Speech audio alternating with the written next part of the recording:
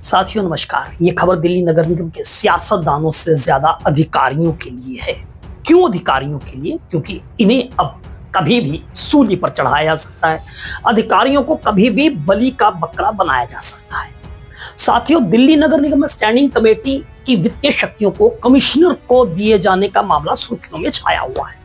पहले जो फैसले स्टैंडिंग कमेटी की बैठक में हुआ करते थे, अब दिल्ली सरकार के प्रशासनिक आदेश से कमिश्नर साहब लिया करेंगे। कैसे एग्जीक्यूटिव विंग के लिए इससे चुनौतियां बढ़ने वाली हैं, इसे आगे बताएंगे। लेकिन पहले बात सियासत की करते हैं। कमिश्नर साहब की वित्तीय शक्ति 5 करोड़ से 50 करोड़ कर दी गई है। इस फैसले के बाद अब सियासत तेज हो गई है। इस पर विपक्ष सवाल का उठा रहा है, बवाल खड़ा कर रहा है।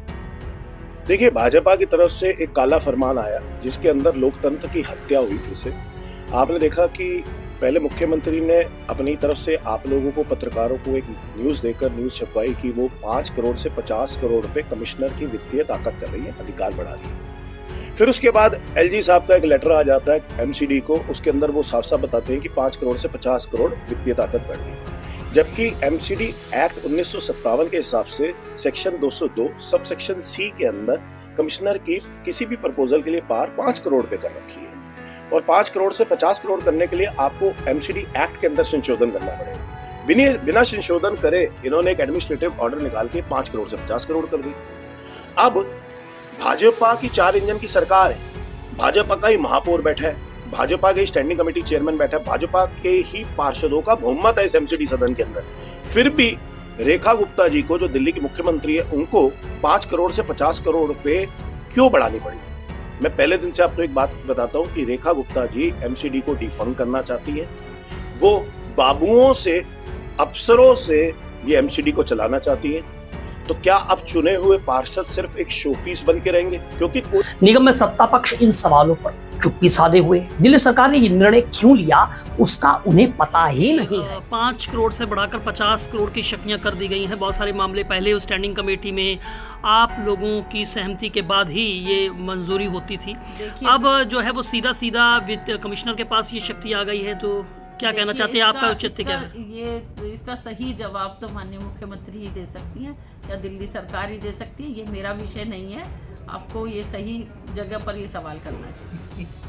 लेकिन चूंकि सवाल तो चूंकि आप से जुड़ा हुआ है, इसलिए सवाल मेरे पास नहीं है इसका।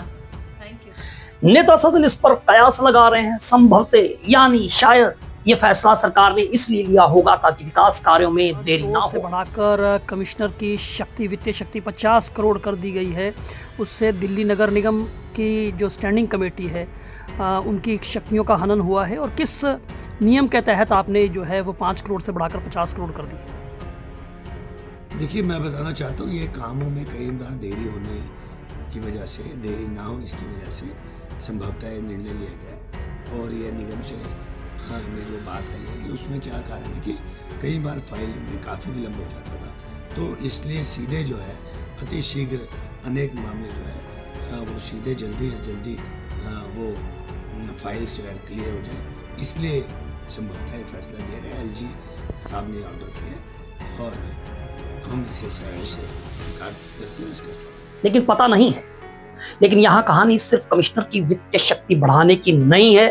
ये कहानी है जवाबदेही की, दूसरों पर जिम्मेदारी डालने की और खुद जिम्मेदारियों से भागने की, या फिर अधिकारियों को संभावित सियासी जकड़जाल में फंसाने की। इस एक प्रशासनिक आदेश से राजनीति के खिलाड़ी स्वयं को जिम्मेदारी से मुक्त कर सकते हैं और अधिकारियों के कंधे पर पूरा बोझ डाल सकते हैं। क्या अधिकारी अब सीधा निशाने पर आ सकते हैं? क्या सियासी नेतृत्व जिम्मेदारी से बच सकता है? और क्या आने वाले दिनों में निगमायुक्त और अधिकारियों पर शिकंजा कस सकता है? दिल्ली नगर निगम में डेलिब्रेटिव विंग यानी महापौर, स्टैंडिंग कमेटी, पार्षद नीति बनाते हैं, जबकि एग्जीक्यूटिव विंग, निगमायुक्त और अधिकारी उसे लागू करते हैं। अब जब 50 करोड़ तक के प्रोजेक्ट्स की मंजूरी और टेंडर प्रक्रिया आयुक्त स्तर पर आ जाएगी तो तकनीकी रूप से 3 बड़े बदलाव होते हुए दिखाई देते हैं। पहला, डिसीजन सेंट्रलाइजेशन, निर्णय एक ही स्तर पर केंद्रित होगा। दूसरा, फाइल ओनरशिप यानी फाइल की अंतिम जिम्मेदारी अधिकारी पर ही होगी।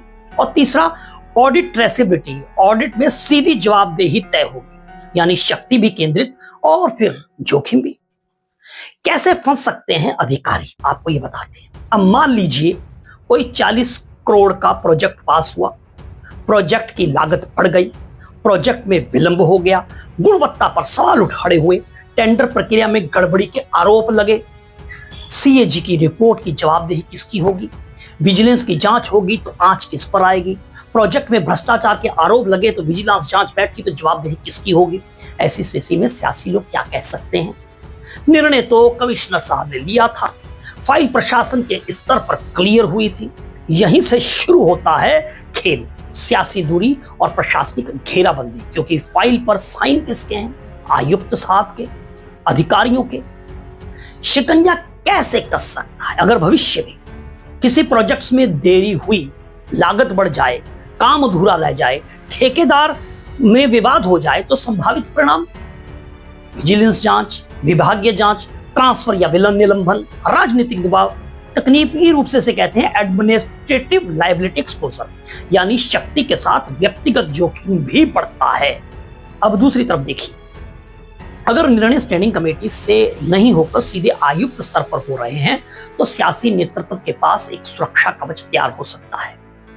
हमने तो केवल नीति बनाई थी, क्रियान्वयन का काम तो प्रशासन का है, इसमें हमारी कोई भूमिका ही नहीं, यानी कि पॉलिटिकल प्लॉजिबल डिनाइबिलिटी से कहते हैं, यानी कि राजनीतिक जिम्मेदारी से दूरी बनाने की रणनीति चुने हुए प्रतिनिधियों की जिम्मेदारी से घटती है। अगर बड़े प्रोजेक्ट्स की मंजूरी में पार्षदों और स्टैंडिंग कमेटी की भूमिका सीमित होती है तो भविष्य में सफलता का श्रेय राजनेता ले सकते हैं और विफलता का दोष प्रशासन के सर पर मढ़ सकते हैं। इससे चुने हुए प्रतिनिधियों की प्रत्यक्ष रूप से जवाबदेही घट सकती है। अभी बड़ा सस्पेंस ये है कि क्या यह फैसला प्रशासनिक गति के लिए है या शक्ति संतुलन बनाने की रणनीति है, चेक एंड बैलेंस। निगमायुक्त सबसे मजबूत पद होगा या सबसे जोखिम भरा, क्योंकि इतिहास गवाह है जब फैसले केंद्रीकृत होते हैं, सेंट्रलाइजेशन होते हैं, तो जांच भी सेंट्रलाइज्ड ही होती है।